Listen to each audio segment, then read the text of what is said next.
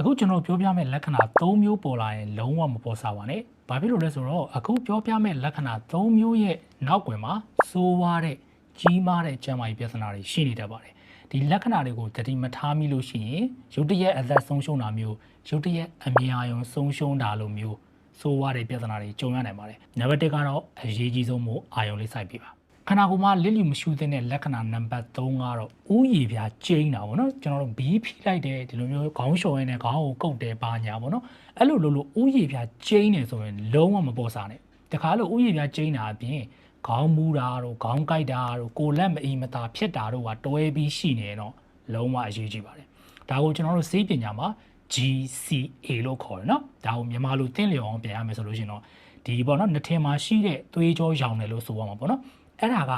အဲ့လိုမျိုးဥယျာဉ်ပြားကျိန်းတယ်ခေါင်းကိုက်တယ်ဒီလက္ခဏာတွေပေါ်လာရင်အမြန်ဆုံးဆရာဝန်နဲ့ပြဖို့လိုတယ်ဘာလို့လဲဆိုတော့မကုသဘူးဆိုလို့ရှိရင်အဲ့ယောဂခဏလေးအတွင်းမှာပဲဒီအမြင်အာရုံဆုံးရှုံးသွားနိုင်တဲ့ပြဿနာရှိတယ်နော်အဲ့ဒါကြောင့်ခေါင်းလျှော်တယ်ဘီးဖြီးတယ်အဲ့လိုလှုပ်လိုက်တိုင်းမှာဥယျာဉ်ပြားတွေကျိန်းတယ်ခေါင်းတွေကိုက်တယ်ကိုလက်မအီမသာဖြစ်တယ်ဆိုရင်လုံးဝမပေါ်စားနဲ့ဆရာဝန်နဲ့သွားပြဟုတ်ပြီနော်ဒါကနံပါတ်3ချက်နံပါတ်2ချက်ကဘာလဲဆိုတော့ဒီရင်ထဲမှာရှိတဲ့ပြဿနာပေါ့ဗျာရင်ထဲမှာရှိတဲ့ပြဿနာဆိုတော့ဒီကျွန်တော်ရင်ဘတ်ထဲမှာအစာအိမ်တို့နှလုံးတို့အဆုပ်တို့ဘာလို့ရှိတယ်အဲ့ဒါတွေထက်ပိုပြီးတော့တတိထားတဲ့အစိပ်ပိုင်းလေးတစ်ခုရှိတယ်ဘာလဲဆိုတော့မုံချိုအိတ်ပေါ့နော်မုံချိုအိတ်နဲ့ပတ်သက်ပြီးတော့တိတ်ပြီးတော့လူသိနေသေးတယ်ဆိုတော့ဒီလက္ခဏာပေါ်လာလို့ရှိရင်မုံချိုအိတ်လို့ပြောလို့ရတယ်ဟုတ်ပြီနော်ဘာလဲဆိုတော့ तू က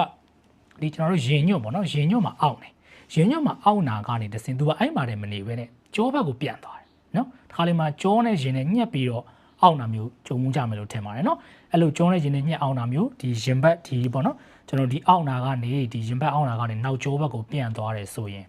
မုန်းချိုကြီးပြဿနာဖြစ်နိုင်တယ်မုန်းချိုကြီးပြဿနာမှာကျွန်တော်တို့က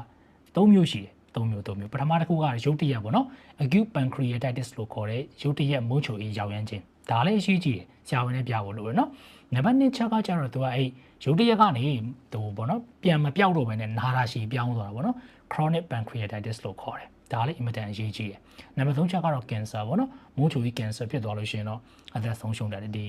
iPhone တို့ iPad တို့ထုတ်တဲ့ကုမ္ပဏီကလေ Steve Jobs ဆိုရှိတယ်သူဆိုအဲ့ဒီမုန်းချိုကြီး cancer နဲ့ဆုံးတာအမေရိကန်များကဘာအရန်ချမ်းသာတဲ့နိုင်ငံမှာနေအရန်ပတ်စံနေချမ်းသာတာတောင်မှ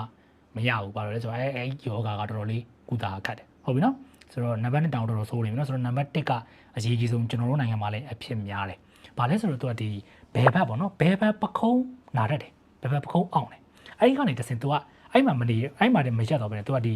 ဘဲဘက်ပခုံးကနေပြီးဘဲဘက်လက်မောင်းအတွင်းဘက်ကိုနာတတ်တယ်တခါက तू ကဘဲဘက်လက်မောင်းအတွင်းဘက်ကိုမသွားဘဲနဲ့ပခုံးနာရက